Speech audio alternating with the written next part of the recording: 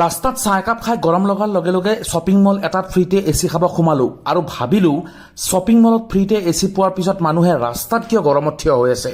এই পৃথিৱীখন কিয় ইমান উল্টা। শ্ৰীলংকাৰ পৰা ভাৰতলৈ হোৱা মাৰাথন দৌৰ প্ৰতিযোগিতাত তৃতীয় পুৰস্কাৰ লাভ কৰিলো।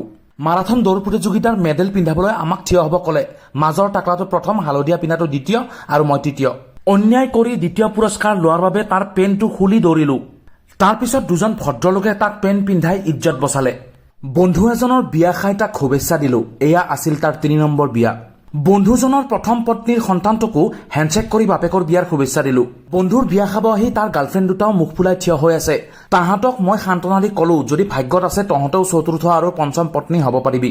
বাহিৰত ওলাই দেখিলো এজন মানুহে মেচিন গান লৈ গুলিয়াই আছে। ট্ৰাক এখনৰ চৰ্দি লাগিছে আৰু নাকৰ পৰা ধোঁৱা ওলাই আছে। নিজৰ পোৱালি দুটা বাহত এৰি থৈ চৰা বাচ্চা মায়াক বেলেগৰ লগত পলাই গৈছে। কোনোবা মূৰ্খ মিস্ত্ৰীয়ে বাহিৰৰ ফালে এচিটো লগাই থৈ গৈছে। এতিয়া বাহিৰত বৰফ পৰি থাকে।